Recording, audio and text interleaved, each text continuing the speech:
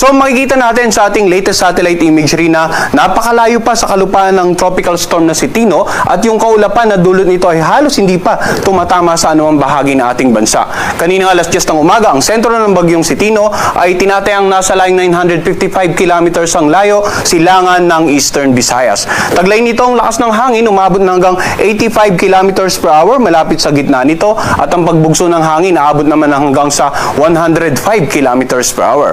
Sa ngayon, kumikilos ito sa direksyon pa west-northwest sa bilis naman na 30 kilometers per hour. So makikita nga natin, bagamat nasa loob na ito ng ating area of responsibility at nagsimula na nga tayong mag-issue ng Tropical Cyclone Bulletin, ay wala pa itong inaasahang direktang epekto within the next 12 to 24 hours. Subalit dahil sa patuloy na inaasahan natin paglapit sa kalupaan ng ating bansa, nakataas ang Tropical Cyclone Wind Signal number 1 dito nga sa Eastern Samar, dito sa may bandang Dinagat, dito rin sa may bandang Siargao at Bukas Grande Island. So sa mga kababayan natin dito sa mga nabanggit na lugar, baka magtaka bakit tayo mayroong nakataas na wind signal sa inyong lugar. Ang wind signal po ay the first time na itinasa sa isang lugar, lalong-lalo na itong Tropical Cyclone Wind Signal number 1, ang ibig sabihin po nito ay mayroon pa po tayong lead time or palugit na oras para makapaghanda.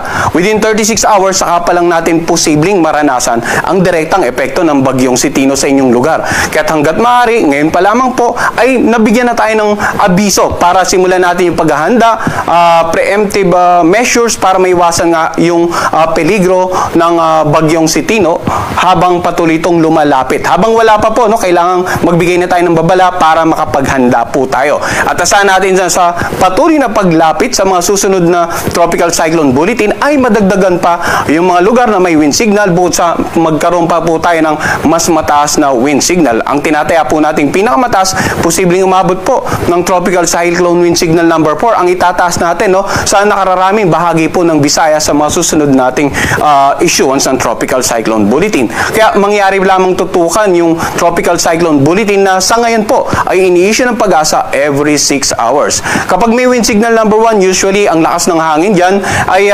magkakaroon ng minimal to minor damages sa inyong lugar. Kaya hanggat maaga pa ay dapat maging alerto na po tayo, maging aware na po tayo na may paparating na bagyo at sa lugar po natin, bagamat wala pang direktang epekto, sooner or later, pwedeng makaranas na tayo ng mga malalakas na hangin at magkaroon ng mas mataas na wind signal.